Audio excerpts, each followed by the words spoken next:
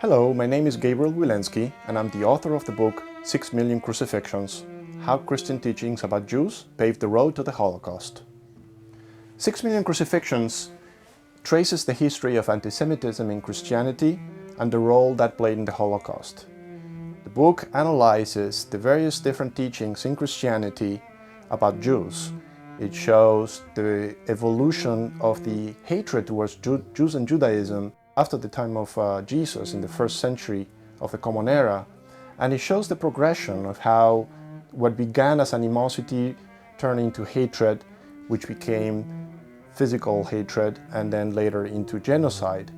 And it goes through the various different stages in the Middle Ages, through the Crusades, through the Inquisition, through persecutions, through the evolution into a racial, secular hatred, which was a transformation from the original theological hatred, and how that evolved into the racial anti-Semitism that the Nazis espoused, and of course was very prevalent in Germany and in some other places in Europe in the 1930s and 40s. So the book actually shows the particular crimes committed by members of the clergy before, during, and after the Holocaust. The book makes the case, after World War II, the Allies should have set up another international trial, like Nuremberg, and put any members of the clergy who were potentially guilty of crimes on the dock.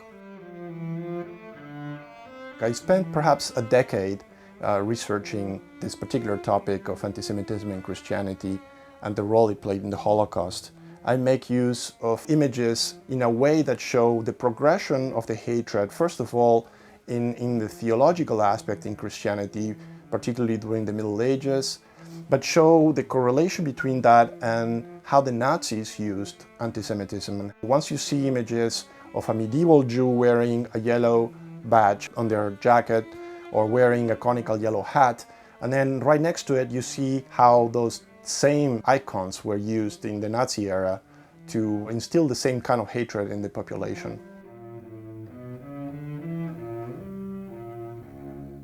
The main thesis of 6 Million Crucifixions is that there were many teachings within the Christian community creating a sense of animosity and of contempt of the Jewish people and of Judaism to the point where it became second nature to blame Jews for all the ills of the world. This mindset, in essence, is what prepared the population of Europe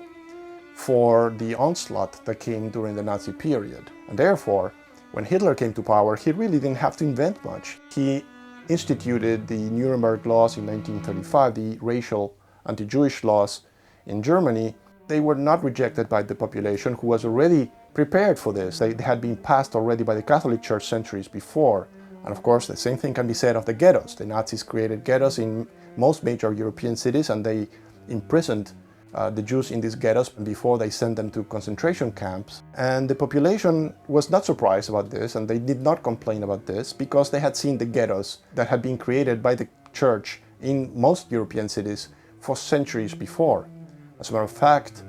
the Roman ghetto across from the Vatican had been instituted by the Catholic Church, and it had only been demolished in 1870. And what this means is the young soldiers that fought for the German armed forces, so they were part of the SS or the Einsatzgruppen or other killing squads, these people had parents or at most grandparents who had seen and heard firsthand this kind of hatred toward Jews, not in the name of Hitler, but in the name of Jesus. The German Catholic Church benefited from this because they realized that the German Catholics were very interested in Nazism. So the Catholic Church embraced the ideology and embraced Nazism because they felt that that was the way to keep the faithful being faithful. And interesting to point out how little the churches opposed this particular ideology, even after the Holocaust became known to the Catholic clergy, as well as the hierarchy, including the Pope. The faithful went on killing merrily without any pangs of conscience because they never heard from their priests, they never heard from their bishops, they never heard from their Pope that killing Jews was not only a crime but also a mortal sin. The Catholic Church convened the Second Vatican Council in the 1960s, And the book actually describes the process that the fathers of the Catholic Church went through and how they exonerated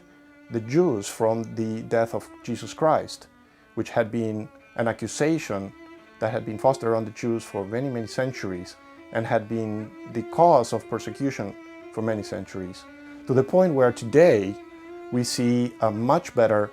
attitude from Christians toward Jews, which is radically different from the attitude that Christians had toward Jews prior to the Second World War. 6 Million Crucifixions is a history book, but it also is a book that has an important message, and it's a message that is particularly geared to open-minded, open-hearted Christians in particular. I think it's very important for us as human beings to understand the past and understand where hatred comes from and do things to eradicate hatred, to make sure that we all as human beings can live together in harmony, everybody with their own beliefs, everybody with their own languages and customs and so on, and understand that it's okay that people are different, and we should be capable of embracing these differences and accepting them as they are, without having to feel that we need to force other people to be like us. And it's not necessary for that to happen in order for happiness to happen.